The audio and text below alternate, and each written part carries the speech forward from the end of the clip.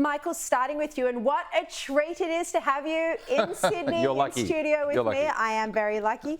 So what's your assessment of this astonishing move by Trump today? Well, like everybody, my first response was I was gobsmacked by what he said. I mean, it was an unbelievable announcement. But you have to analyse what Trump says, right? It's like in chess. He goes pawn to king 6, which is an illegal move, and then he comes back to pawn to king 4, which is legal. So what's he actually doing here? Is he actually going to take over Gaza? No. Is it going to become an American protectorate state, whatever? No. He is saying to the Arab states, as you correctly said, he's saying to the Arab states, you people have had 80 years. You've had 80 years to sort this out, to find a place for the Palestinians, to allow there to be peace, coexistence with the Jews in Israel, for the Arab states to stop fighting each other. You've had 80 years. I've had enough. You've had a good go. You've stuffed it up. Look where we are now with Jews being slaughtered, 18 months ago. It's now Gaza is a hellhole, and I'm now going to, push my pawn down the board. So what's going to happen? What's going to happen? As you say, Saudi Arabia, the Jordanians, the Egyptians, the Qataris, probably the Abraham Accords, 4 countries, maybe even the Syrians to keep the peace, will all come in. There will be a multinational peacekeeping protectorate government, etc., in Gaza. The Americans may not even need to be involved. But this is what he's saying to the Arab states. You've had enough. You've made a complete hash of it. I've had enough. That's what he's done. I think that is also the most likely, as I've already said. Richo, what do you think? Do you think we're going to have a Trump tower on the Gaza Strip, or do you think, this is a negotiating tactic to get the Arab nations on board? I think it's probably a negotiating tactic. Mind you, I'd love to see a Trump tower on the Gaza Strip. I think it'd be fabulous. And I wouldn't put anything past him. But no, look, I think, while I've often been a critic of Trump, I think on this issue, he's really doing pretty well. I mean, if you think back, every American president has had a crack at this. Every American president has failed. And so, you look at these things, you're entitled to be pessimistic.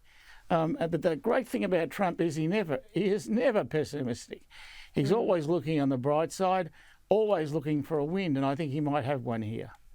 Yeah, it's a good point you make about the past presidents. Bill Clinton once told me many years ago that his greatest regret from his time as president was the Middle East, that he couldn't bring peace to the Middle East. So, this would be totally legacy defining for Trump. The Abraham Accords already are from his first administration. I just want to bring you another piece of news from the meeting, Netanyahu and Trump. Netanyahu gifted Trump a golden pager. How funny is that? That's a reference, of course, to the top secret operation where Israel blew up Hezbollah pages, although they've never admitted to that. But now this is an admission of sorts.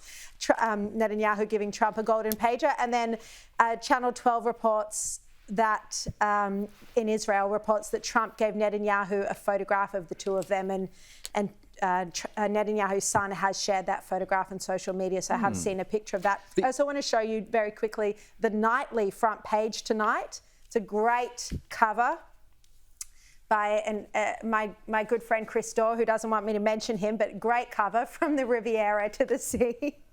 Well, don't forget, Beirut was Paris in the Middle East 20 years ago. That was Beirut. Here's the other thing about what Trump's doing. There's going to have to be a Palestinian state. There's going to have to be a place for the Palestinians, okay, somewhere. Now, the Jordanians are going to have to come to be involved in Gaza because they've got 2 million Palestinians. They don't want any more. We know they've taken 0 Palestinians from Gaza. We've taken over 1,000. They've taken 0, the Jordanians. Yeah.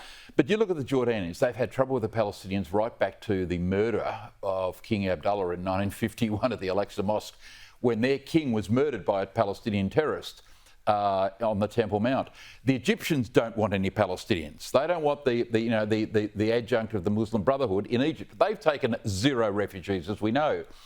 And so you look around the other Arab countries, they haven't taken any either. So Trump's basically saying to them, if you're not going to take them, we'll take over here. And they're going to have to say, oh, no. Because Trump's saying, well, if you don't want the Palestinians, there'll be no state. So he's put the ball back in their court, and the Saudis is basically the notional leader of all of those countries. They're going to have to step up to the mark. They'll be one of the first countries, I would think, that is going to come in and say, we will help run Gaza. All right.